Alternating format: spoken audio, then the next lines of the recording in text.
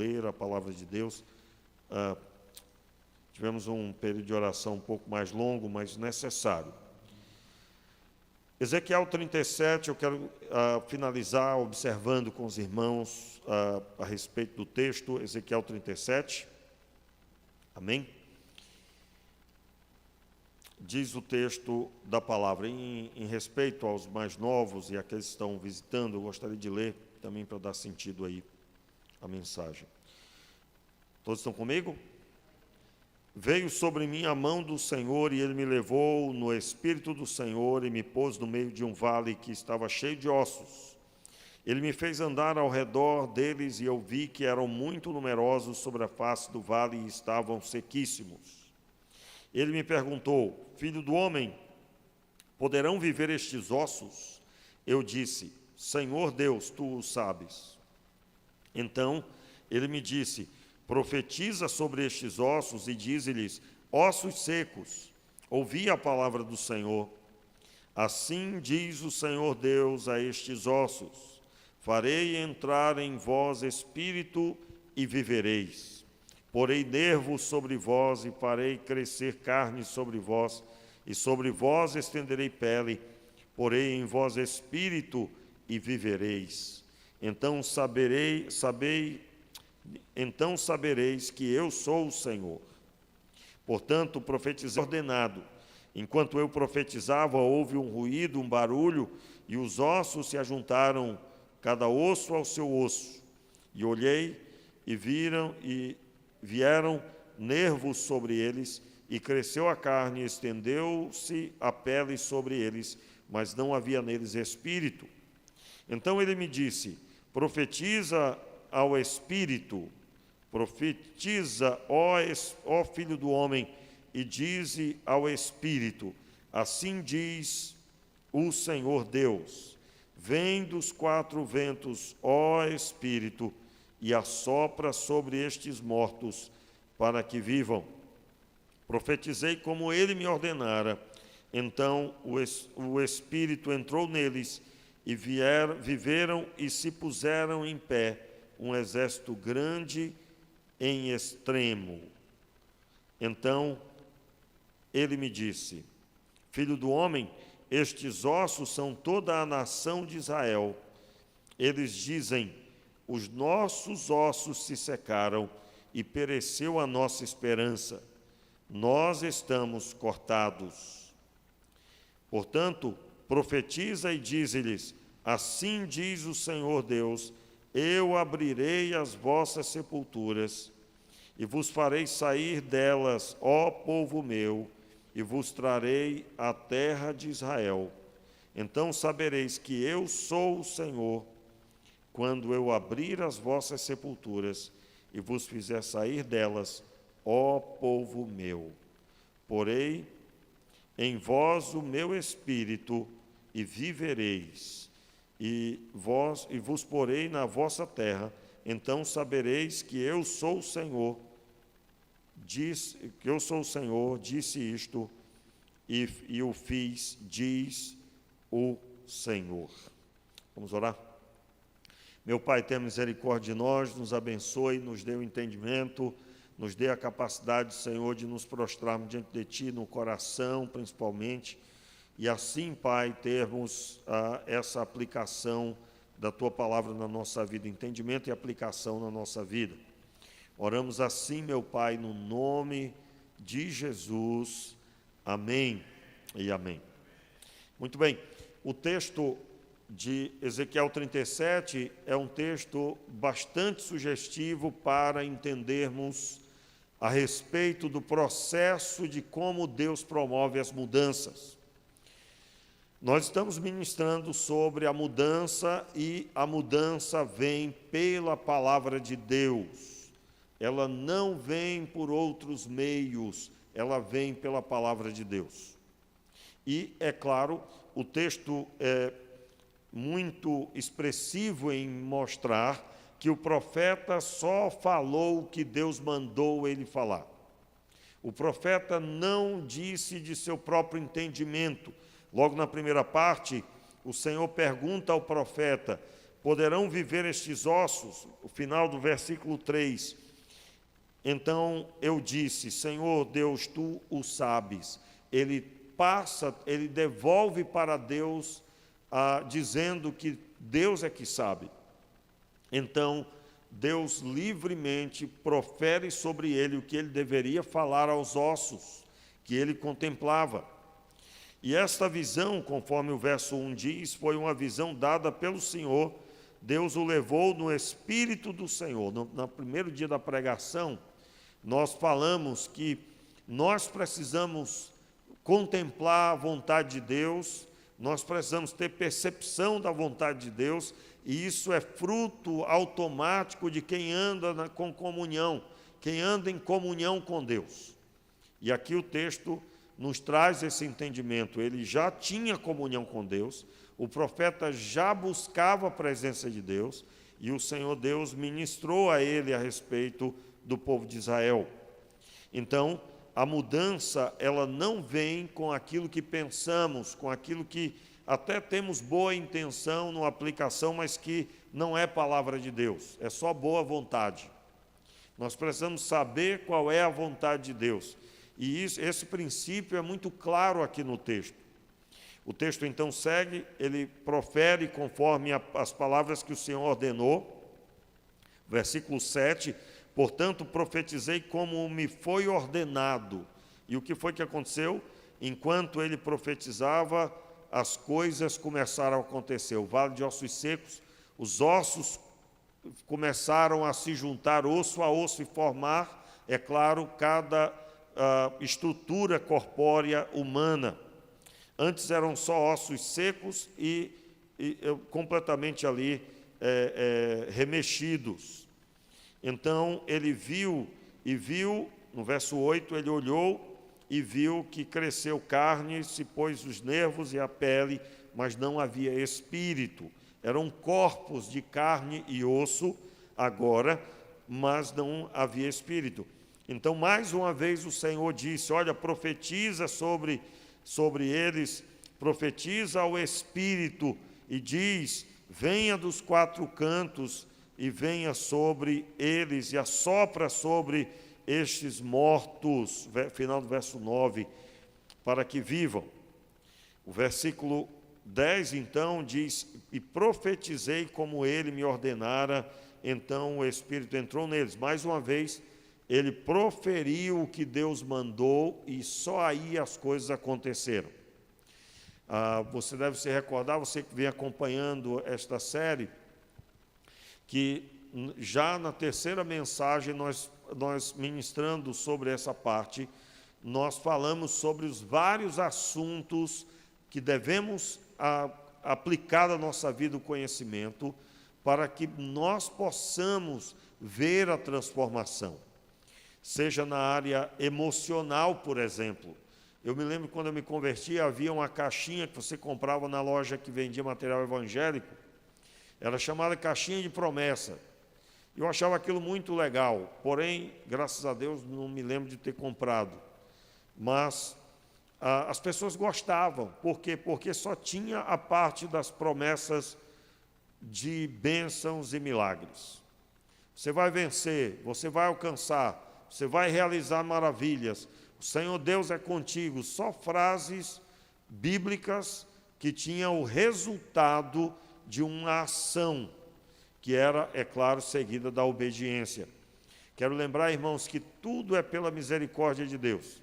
Tudo é pela misericórdia do Senhor, não é o toma lá, dá cá. Eu obedeci, então Deus me deu. Não, não é uma troca, uma barganha, mas aqueles que são obedientes podem contar com a graça de Deus. Eu costumo dizer que há uma diferença entre nós e as pessoas que estão lá fora, que não conhecem a Deus. Quando eu digo lá fora, é as pessoas que não têm entendimento da palavra. Você ouve a palavra de Deus, mas você sente o Senhor com você, a estrutura do Senhor foi implantada em você por meio do Espírito Santo. Você sabe e você tem a convicção da presença de Deus, o Espírito de Deus testifica com o seu Espírito que você é filho de Deus, e aí você sabe que a Bíblia diz isso. Mas as pessoas que não conhecem a Deus, elas somente sabem que Deus as ama, mas elas não têm essa convicção, não têm o agir de Deus em suas vidas no sentido da presença do Espírito Santo, a conexão com a palavra e todas as bênçãos que a salvação traz para uma vida abundante. Então, um desfruta, o outro só sabe que existe. Então, qual é a atitude que nós temos que ter com essas pessoas? Nós temos que pregar a palavra. E nem sempre será possível pregar a palavra. Dependendo, você não vai poder pregar a palavra, né? Uma vez, uma pessoa me procurou perguntando: pastor, tem uma avózinha, ela é muito firme em outra religião, que não segue ao Senhor, mas não é correta de acordo com a Escritura Sagrada, mas ela não concorda e não concordaria que eu pregasse para ela. Aí eu disse para a pessoa, eu digo: olha, se ela aceitar, você lê a Bíblia, você vai só lá e você vai pedir só para ler a Bíblia. Terminou de ler um capítulo 2, eu creio que ela vai aceitar e vai ouvir com atenção, você fecha a Bíblia e pronto. Por quê?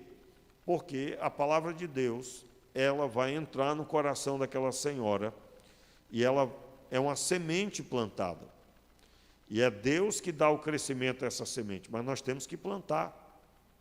A atitude de ler a palavra é a atitude ali necessária. Por exemplo, uma obra de missões que aconteceu, não sei se ainda acontece, mas durante um período estava acontecendo em larga escala, era lançar a palavra de Deus em território muçulmano, que não se pode levar a palavra de Deus. E como que era lançado ou levado para lá? Pequenos aparelhos, eu não me recordo bem os detalhes desses aparelhos, mas pequenos aparelhos que tinham a Bíblia na língua daquela nação. E então aquilo era disponibilizado para que eles, ao ouvirem, um aparelho que tinha bateria para 2, 3 semanas ouvindo direto, isso foi adquirido em larga escala e distribuído. Uma forma de fazer ouvir a palavra de Deus. Por quê, irmãos? Porque a mudança vem pela palavra de Deus. E aí, quando eu falo mudança, eu estou falando daquilo que é e daquilo que Deus vai promover.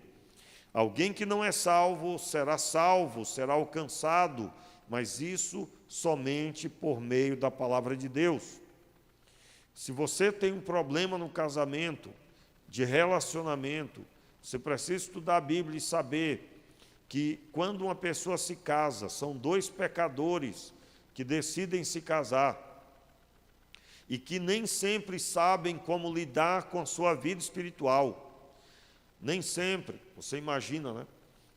Me lembro de um jovem que conta a história de um grande pregador que foi até uma cidade e era um homem muito usado por Deus, uma pessoa daquelas que você tinha uma vontade de estar perto, só de estar perto e ouvi-lo pregar era algo muito agradável no ambiente. E o jovem que foi destacado para estar com ele ficou muito feliz de ter que guiá-lo, dirigir para ele e fazer ali, né, o que fosse necessário para auxiliar. E ele pensou: bem, eu vou poder ver qual é o mistério da vida espiritual desse homem. Certamente ele deve parar vários momentos do dia para se ajoelhar e para orar. Ele deve gastar muitas horas de oração.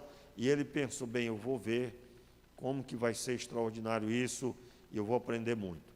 Só que aquele jovem passou o dia com aquele pastor e eles não pararam para lá e para cá, e ele ia de um lugar para o outro e pregando. E quando chegou o final do dia, ele simplesmente agradeceu a Deus em oração e dormiu. Aquele jovem não conseguiu dormir direito, porque ele disse: não é possível.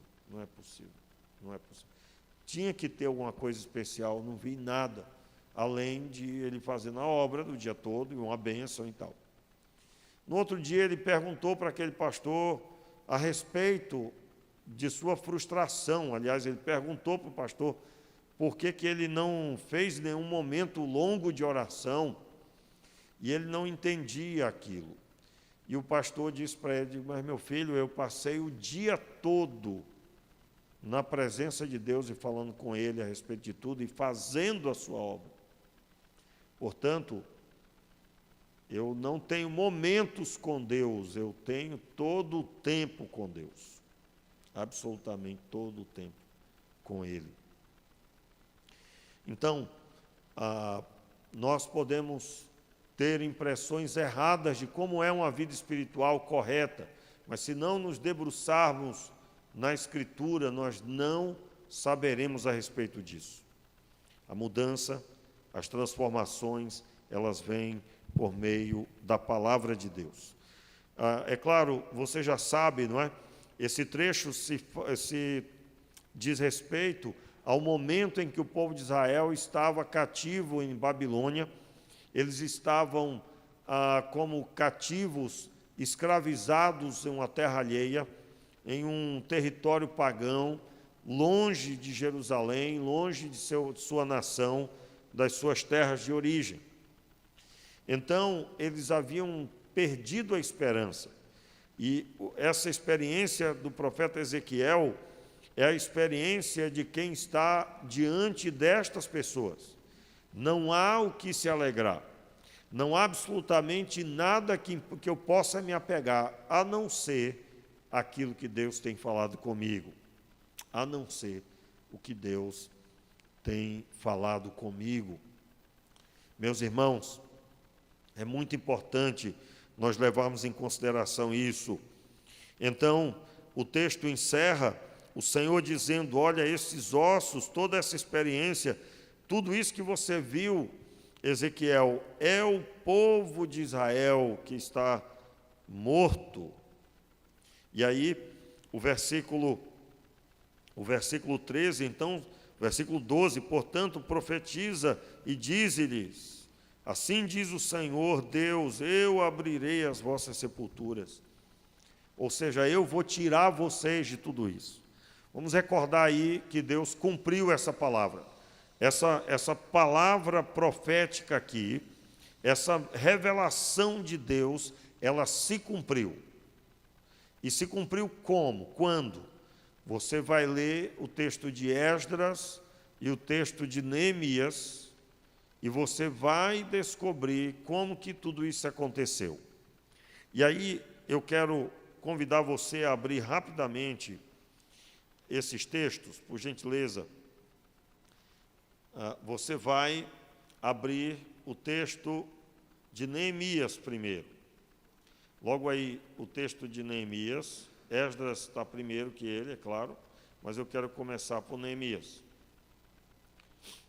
Todos encontraram?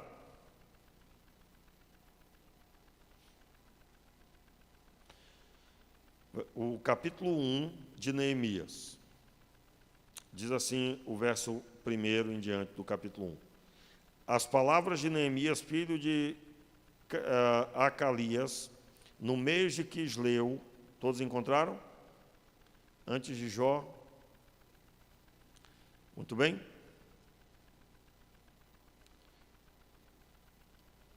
Posso continuar?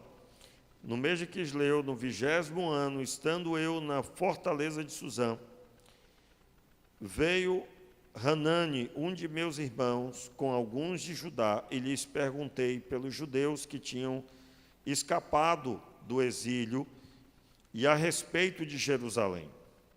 Eles me disseram, os que sobreviveram ao exílio e estão de volta na província encontram-se em grande aflição e humilhação.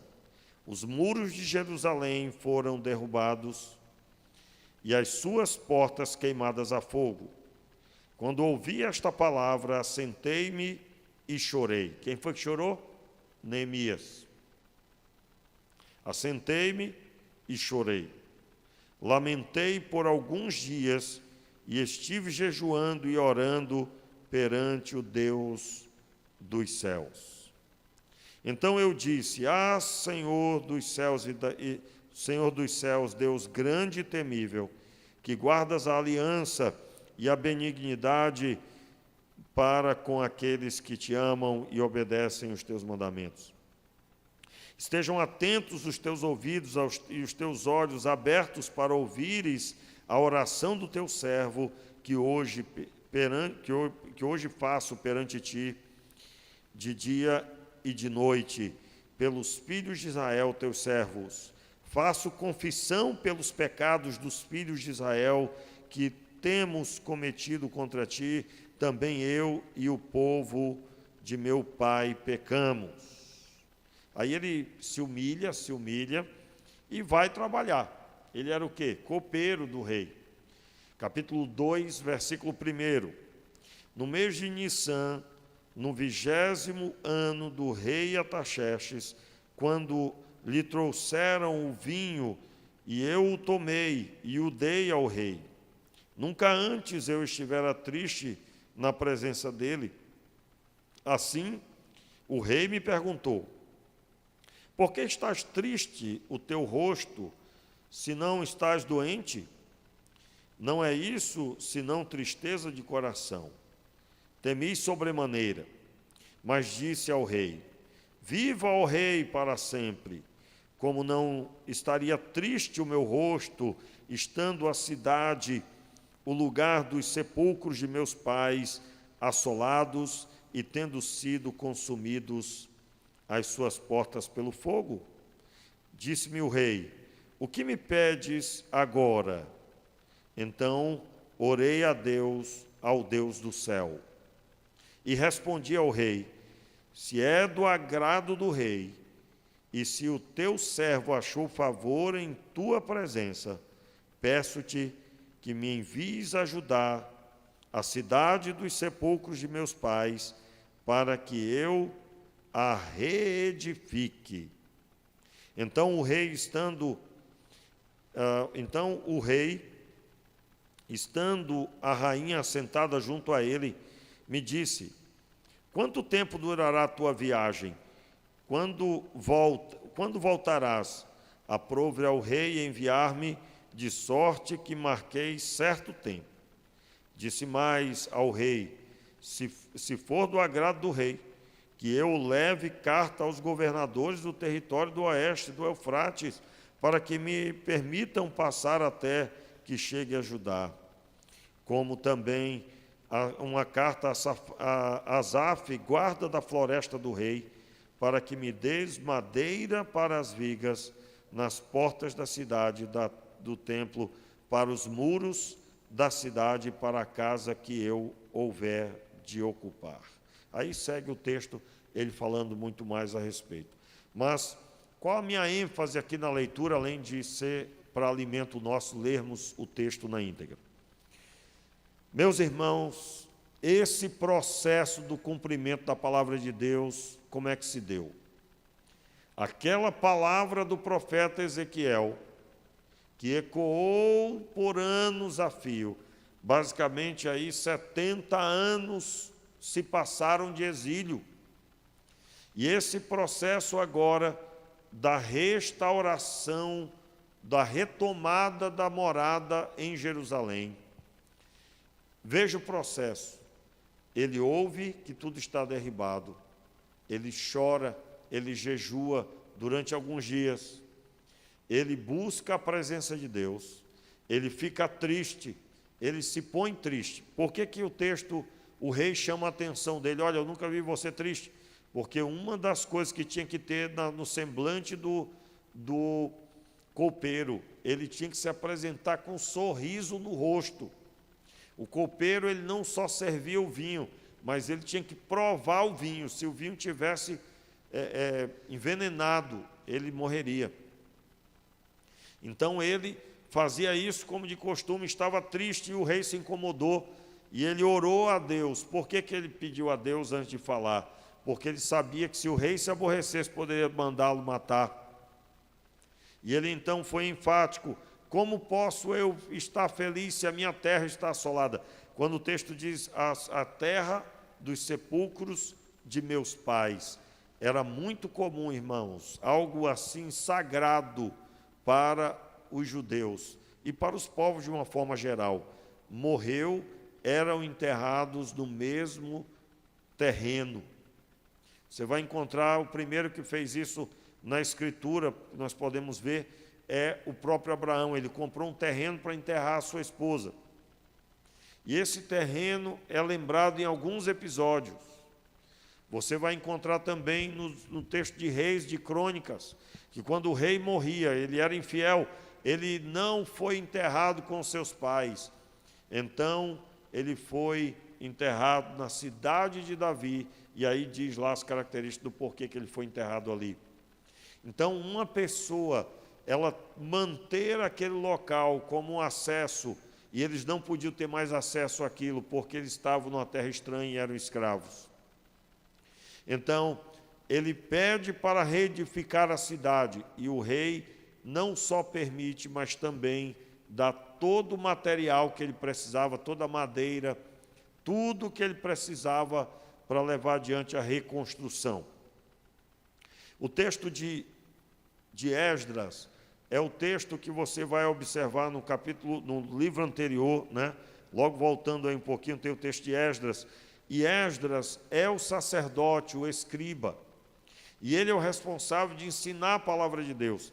Neemias é o governador, o que organizou tudo, que conduziu as reformas literalmente, construiu os muros, refez os alicerces, restaurou o templo, corrigiu tudo e colocou de volta o povo de Israel naquele lugar. Então, o texto de Esdras vai mostrar a visão espiritual e como o povo precisava de conserto. Este povo precisava de conserto, um deles que foi necessário. Eles tinham se unido com mulheres de outros povos e haviam desobedecido ao Senhor, e foi preciso conserto a respeito disso.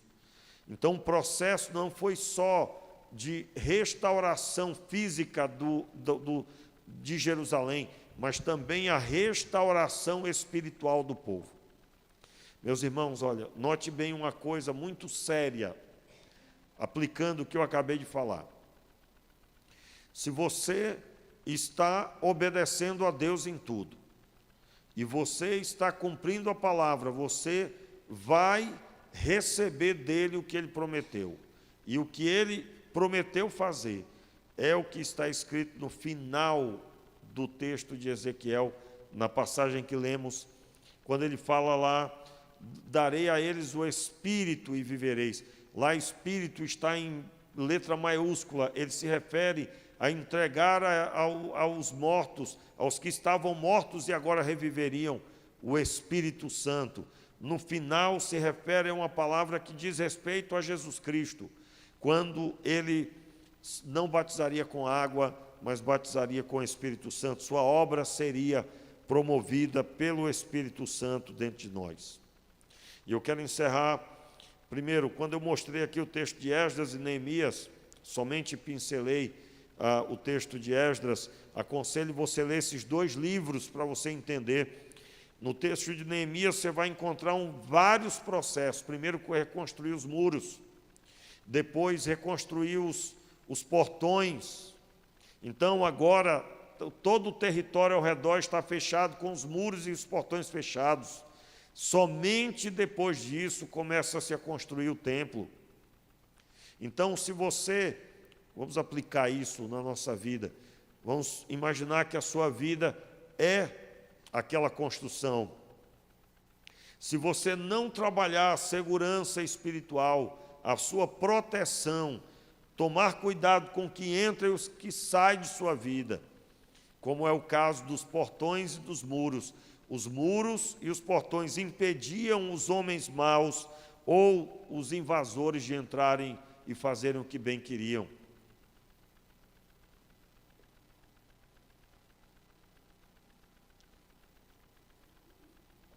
Então, se você quer ter uma vida espiritual abençoada, você não pode viver recebendo tudo. Você tem que fazer uma triagem do que entra na sua vida. Você não pode permitir velhas práticas que entram em sua vida. Vou dar um exemplo para você. Se você se converteu e continua com as mesmas amizades, com os mesmos relacionamentos, conversando com as pessoas das mesmas práticas do passado, você não construirá uma vida espiritual, porque você profere palavra que você está em Deus, mas você não está com as práticas orientadas por Deus. Então, primeiro eu tenho que trabalhar o que entra na minha vida. O que é que tem que entrar na sua vida? Palavra de Deus. E pregação, irmãos, tem que tomar muito cuidado, porque o que tem de pregadores que vão proferir mensagem que não tem nada a ver com Deus, não é o pregador que vai dizer para você que Deus revelou para ele uma coisa que a Bíblia não diz. Meus irmãos, ou a Bíblia é a verdade, ou então não há como nos basearmos em nada, e a Bíblia é a verdade. Então, para chamar a atenção, as pessoas são capazes de proferir coisas diversas, porque a novidade chama a atenção, né? A novidade chama a atenção, mas não adianta, não adianta, não é? A pessoa gosta muito de impressionar, né? E aí inventa ali até coisas possivelmente. Muito bem. Então, só para você ter uma ideia do que nós estamos falando, que a mudança vem com a palavra e a palavra de Deus. Eu gostaria que você abrisse, eu quero encerrar mostrando na prática o que eu estou falando. João capítulo 14, por gentileza. Evangelho de João, capítulo 14.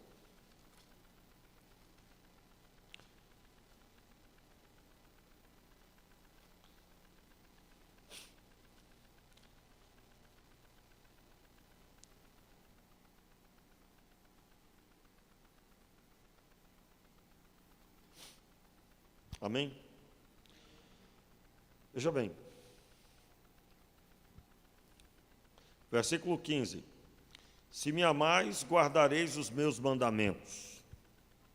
Eu rogarei ao Pai, ele vos dará outro Consolador para que esteja convosco para sempre. O Espírito da verdade que o mundo não pode receber porque não o vê nem o conhece. Mas vós o conheceis, pois habita convosco e estará em vós. Não vos deixarei órfãos, virei para vós. Ainda um pouco e o mundo não me verá, mas vós me vereis, porque eu vivo, vós também vivereis. Naquele dia conhecereis que estou em meu Pai, e vós em mim, e eu em vós. Aquele que tem os meus mandamentos e os guarda, esse é o que me ama.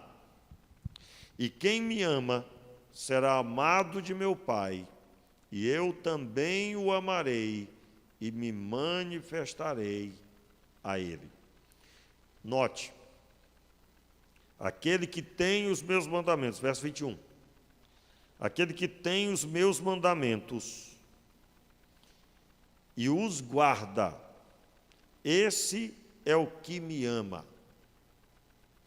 E quem me ama será amado por meu Pai, e eu também o amarei e me manifestarei a ele. Vamos relembrar um texto aqui de Gálatas 2:20. Nós vamos abrir só se puder projetar. Gálatas capítulo 2, versículo 20. Vamos entender uma tradução para esse texto de João 14, 21. Quando nós lemos Gálatas 2:20, o que é que nós lemos? Logo, vamos ler juntos? Logo, já não sou eu quem vive, mas Cristo vive em mim. E esse viver que agora tenho na carne, vivo na fé no Filho de Deus, que me amou e se entregou por mim. O que o texto está dizendo para nós, irmãos? Esse texto, pode deixar aí um instante, esse texto está dizendo para nós que aquele que me ama guarda os meus mandamentos. Quem está dizendo é Jesus, né? Evangelho de João, capítulo 14, versículo 21. Aquele que me ama guarda os meus mandamentos. Aquele que tem os meus mandamentos e os guarda, esse é o que me ama. Note que a pessoa, ela pode até dizer assim, Eu amo a Deus, pastor. Deus sabe o meu coração. Isso e nada é a mesma coisa, irmãos. Se ela não estiver entendendo como que se agrada a Deus. Como assim? Agradar a Deus não é ter boa intenção e Deus olhar para a minha boa intenção. Agradar a Deus é olhar para Cristo, entender que Jesus Cristo, Ele veio mostrar aos homens como que se serve a Deus e se vence o mal. Então, essa pessoa, convencida por Deus de que ela não deve viver a própria vida, mas deve viver a vida de Cristo, que Cristo mostrou. E aí, então, ela se torna um cristão. O que é um cristão?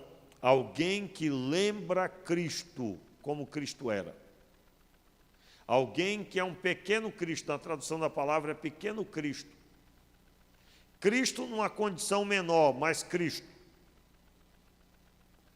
Ela entendeu que as atitudes de Jesus com os 12 não era por acaso, era para mostrar o que era agradar a Deus.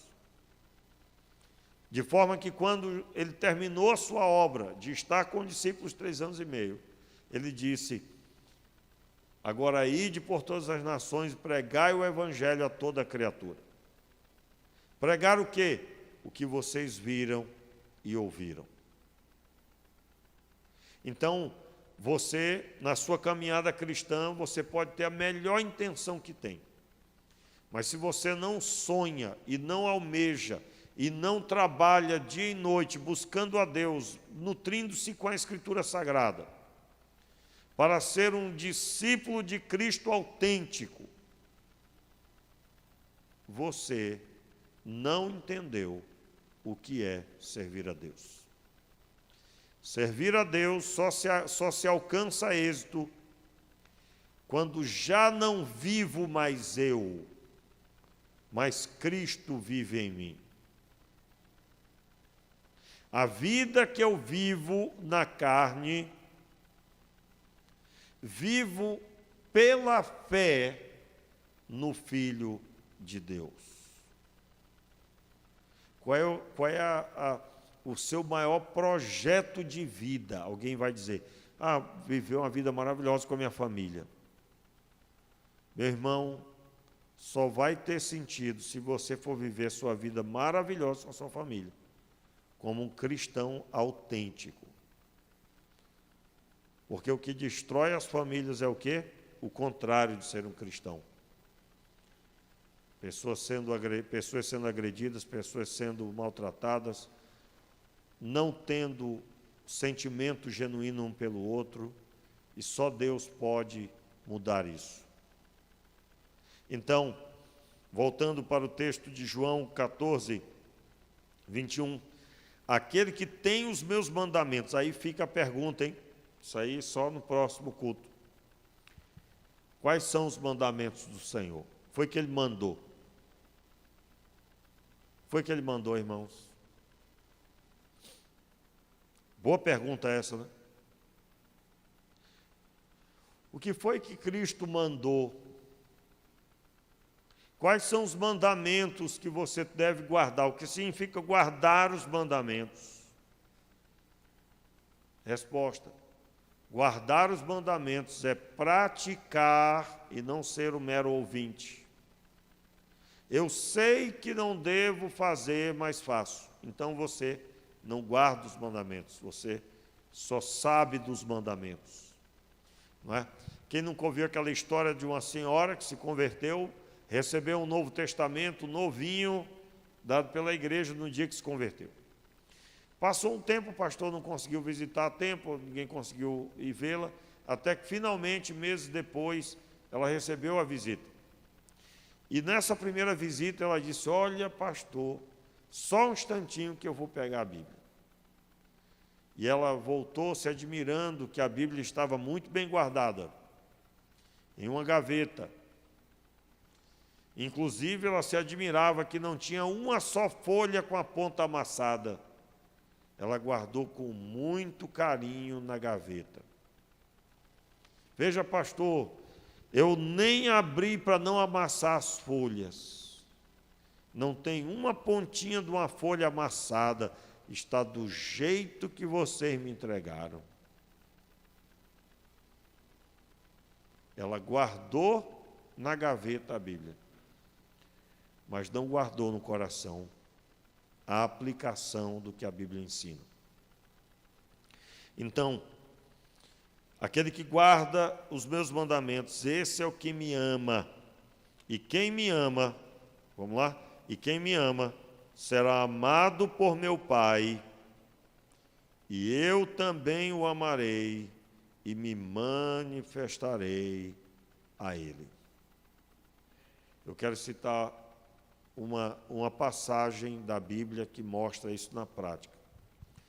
O texto de Apocalipse, logo no começo, quando João estava na ilha de Patmos, ele teve a experiência de receber a revelação do que está escrito no texto de Apocalipse.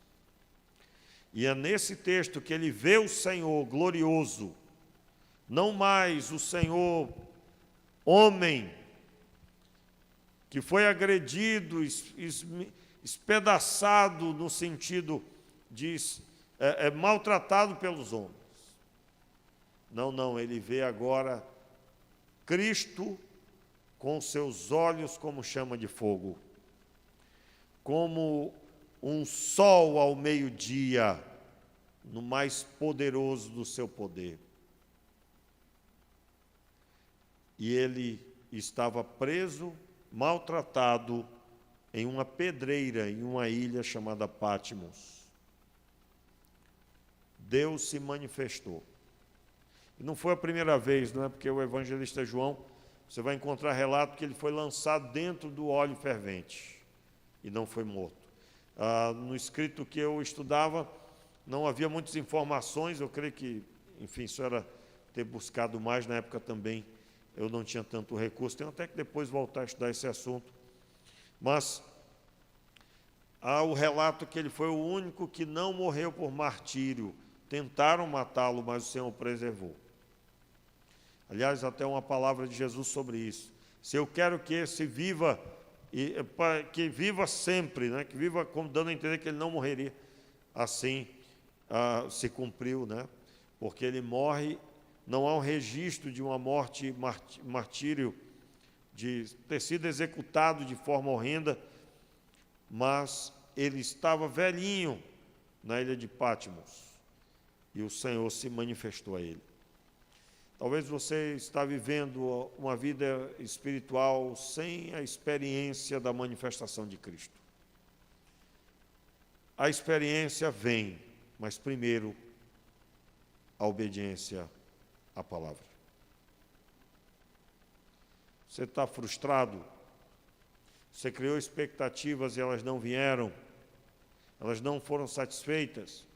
Meus irmãos, eu digo a você que a maior coisa que alguém pode sentir é Cristo com Ele.